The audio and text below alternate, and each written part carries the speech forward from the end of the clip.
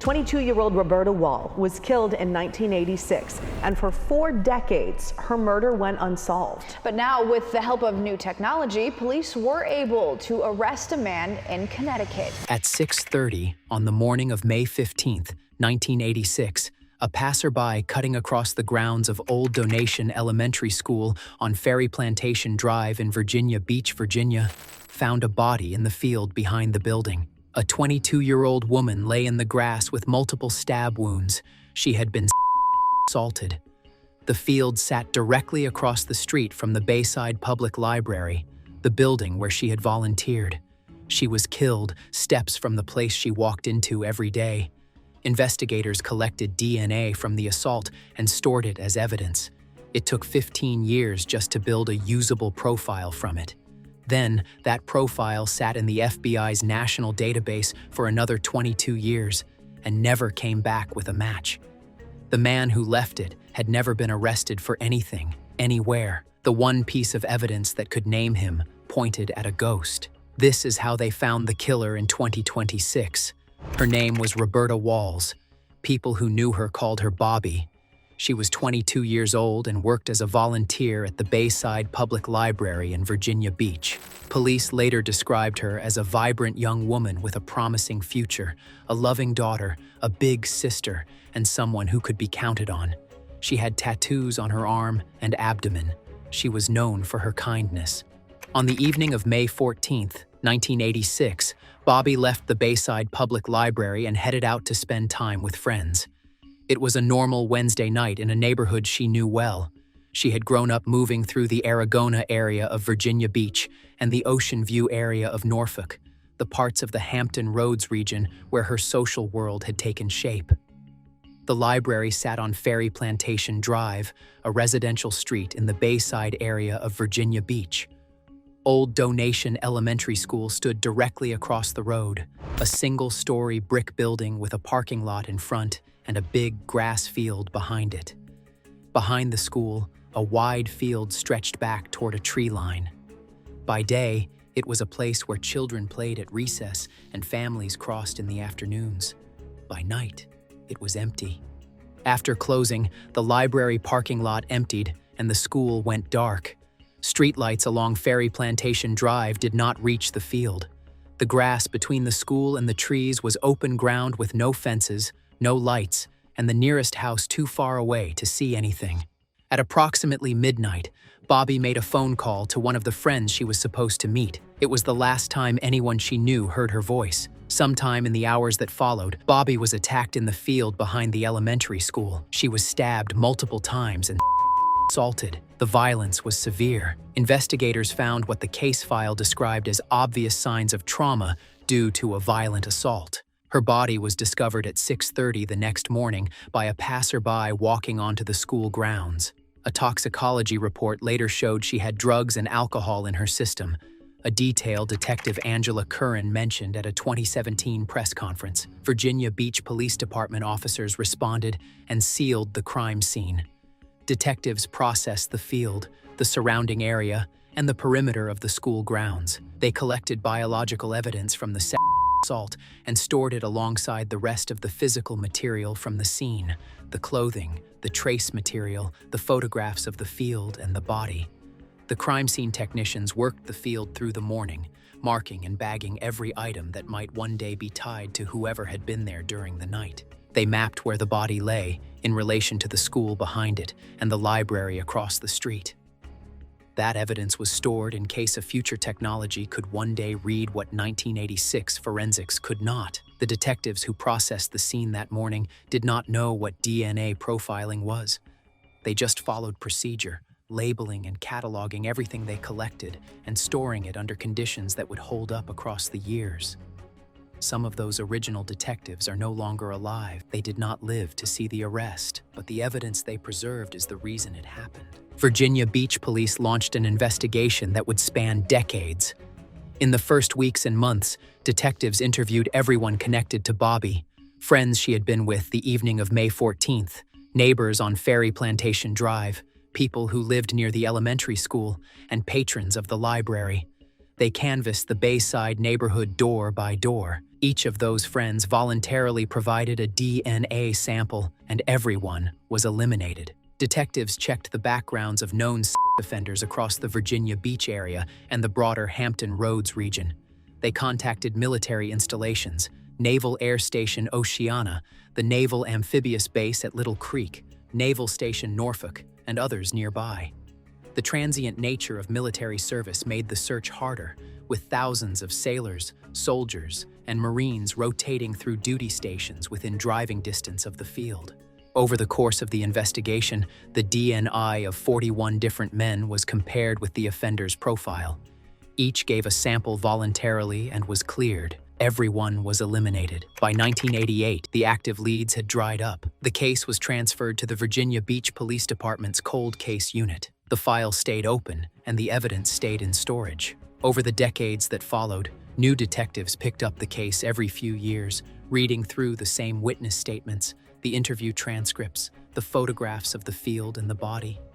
Each one looked for something the previous detective might have missed. There were no witnesses, no murder weapon, no suspect, only the biological material in storage that no existing technology could turn into a name. In 2001, 15 years after the murder, the Virginia Department of Forensic Science developed a full male DNA profile from the evidence.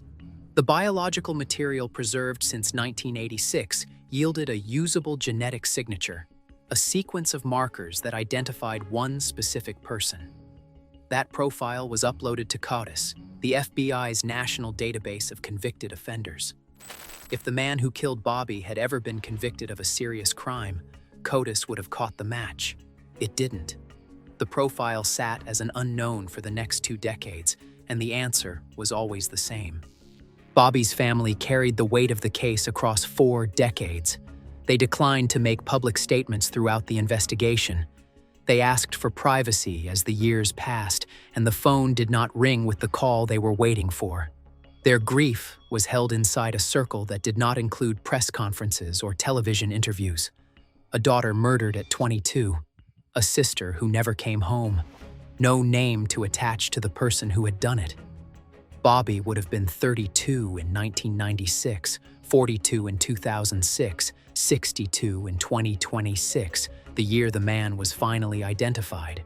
The milestones that mark a life, the career she could have built, the relationships she could have formed, the family she could have started, none of them happened. Years accumulated and the case stayed cold. Her family endured the anniversaries, the holidays, the ordinary days that reminded them of the person who was supposed to be there and was not. They watched detectives come and go from the case. They watched decades pass without a call that changed anything. Their kids grew up. Their grandkids grew up. For 40 years, there was nothing to say publicly, and they said nothing.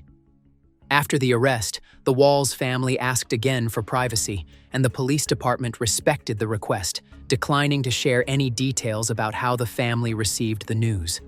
In 2017, 31 years after the murder, the Virginia Beach Police Department secured funding for advanced forensic DNA phenotyping, a technology that uses genetic markers to predict a suspect's physical appearance. The department sent the crime scene DNA to Parabon Nanolabs in Reston, Virginia. It was the first time the department had used the technology on one of its cases.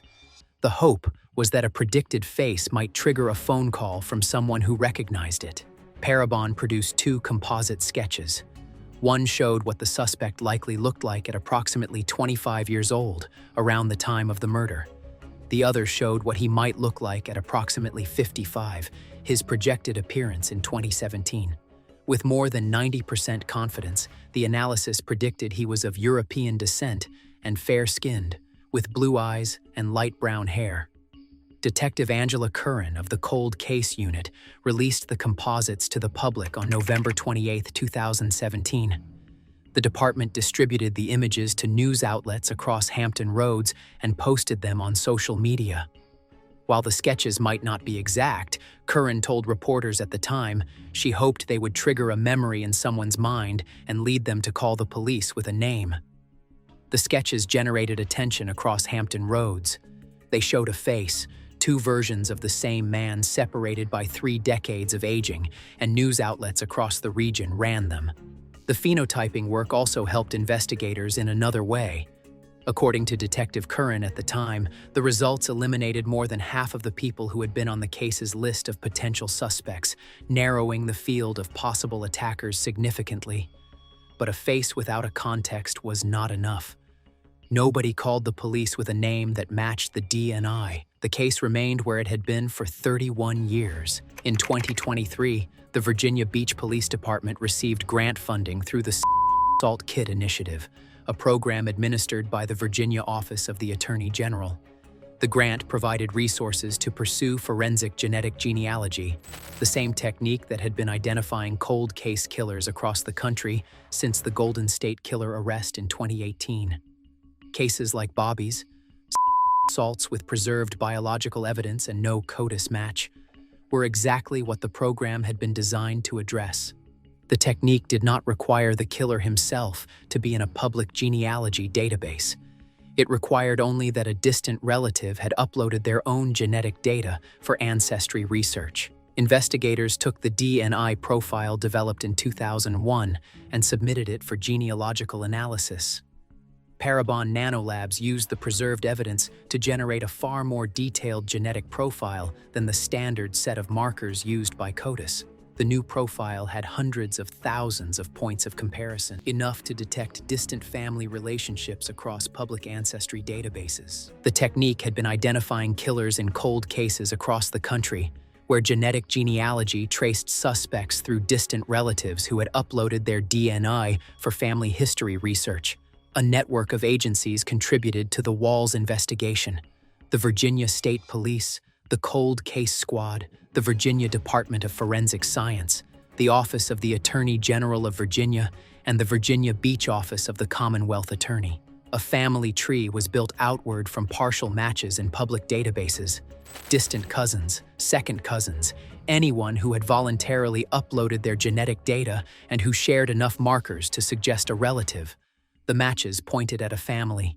Each confirmed match narrowed the pool of possible suspects. From there, the work moved off the genealogy sites and onto a research desk where the team pulled census records, marriage certificates, and military service records. They traced birth and death documents across multiple states and generations, cutting branches that didn't fit the geography of 1986 Virginia Beach or the timeline of the crime. Each branch was followed forward through marriages and children, backward through parents and grandparents, until the tree narrowed enough to point at one living person. The lines converged on a man in Newington, Connecticut, a retired United States Navy sailor who had been stationed in the Hampton Roads area of Virginia in 1986, the year Bobby was killed. He had left Virginia decades earlier and settled in a suburb south of Hartford. His name had never appeared in the case file. Detectives obtained a search warrant for his DNI. The warrant sample was sent to the Virginia Department of Forensic Science for a direct comparison against the profile from the 1986 crime scene. The two matched. After 4 decades, the case finally had a name. The retired sailor in Newington was the man who had stabbed and assaulted a 22-year-old library volunteer in a field behind an elementary school 40 years earlier. On May 18, 2026, at approximately 4:17 in the afternoon, Newington police knocked on his door. He was 66 years old. He was charged in Connecticut as a fugitive from justice pending extradition to Virginia, where he faces charges of rape and capital murder in the commission of a rape. Bond was set at $10 million. Barry was processed at the Newington Police Department and transported to New Britain Superior Court the next day, where the formal proceedings began. He is currently held at a Hartford correctional facility while extradition is pending. His name was Charles Randall Barry.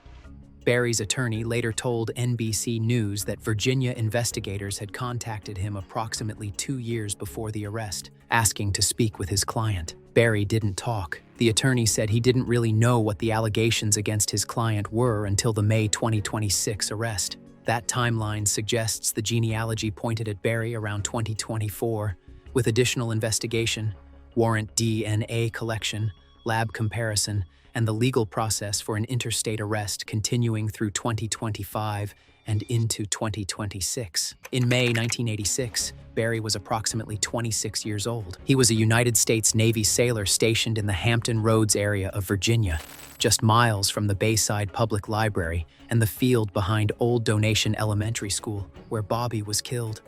The Navy does not maintain service records prior to 1990, which is why the trail of his military history was incomplete when reporters tried to follow it. Barry had no known connection to Roberta Walls. Police confirmed the attack was a stranger crime, a random act of violence by a man with no relationship to his victim. Bobby had never met him. A Navy sailor crossed paths with a library volunteer on a spring evening in Virginia Beach, and what happened in the field behind the school that night defined the rest of one life and ended the other. After the murder, Barry left the Virginia Beach area. He moved to Connecticut and married Jean. They were married for 40 years, right up to the morning of his arrest. He built a life in Newington while the Virginia Beach Police Department searched for a man they could not identify. He raised no flags, no officer ever stopped him, no investigator ever questioned him, and no warrant ever required him to provide a biological sample. He worked his way through retirement and into old age while the case against him was being kept alive far to the south of where he lived. He lived freely for 4 decades while Bobby's family waited for a name that did not come until 2026. When he left Virginia, he carried what he had done with him 600 miles north to a new life in New England. When wavy reporters reached Jean Barry by phone at the family home in Newington after the arrest, she said the truth would come out. She declined to say anything else. Police Chief Paul Newdigate addressed the press conference after the arrest. He acknowledged the question the case raises, how a crime this brutal could be a one-time event. "It's incredibly scary," he said, "for the community to think that someone who would rape and brutally murder someone 40 years ago was out in society." He said the department was sharing what they could about the case, in part to give other families still waiting for answers a reason to hope that the work continues. "Everyone here wants to know," Newdigate said. "Someone that brutally murders and rapes someone, how is that a one-time occurrence?" So far, the department had no indication Barry was involved in other crimes. He described the arrest as the result of decades of work by detectives who refused to let the case die. Deputy Chief Jeffrey Wilkerson spoke about Bobby directly. He called her by the name her friends used. Bobby was a loving daughter, a big sister, a friend to those who knew her, and someone who could be counted on. This case really highlights the tenacity and due diligence detectives did 40 years ago, Wilkerson said, not knowing what investigators could do today. They preserved all the evidence. This case, he added, never left the hearts and minds of the detectives who carried it forward. The legacy of the investigation, he said, was an example of the department's dedication to Roberta Walls' memory and to every victim it had ever worked to identify. Captain Michelle Wyatt of the Detective Bureau spoke about the moment of identification. The evidence had not been tested since 1986, she said, and a direct DNA comparison had identified Charles Barry as the source of the profile generated in 2001. While the murder itself was an egregious event, she said, there was joy in finally finding an answer. During the course of the investigation, Wyatt added, the DNI of more than 30 males had been compared with the offender's DNI, and all had been eliminated. The case had outlived some of the people who built it. The arrest in Connecticut closed the loop they had opened in 1986. In its official statement after the arrest, the Virginia Beach Police Department said it hoped the closure brought a measure of peace to the Walls family. No matter how much time passes, the department added, the search for the truth continues. Barry's attorney, Robert Lakebell, told reporters that he and his client had not yet seen the warrant or affidavit detailing the allegations against him. We are kind of in the dark on this at this time, he said. Barry's court hearing was continued to June 17th, when it will be decided whether he waives extradition back to Virginia. If convicted of capital murder in the commission of a sexual assault, he faces a sentence of life in prison without the possibility of parole. The Virginia Beach grand jury indictment that produced the warrant remains sealed under court order. A 22-year-old library volunteer was killed in a field directly across the street from the building where she worked.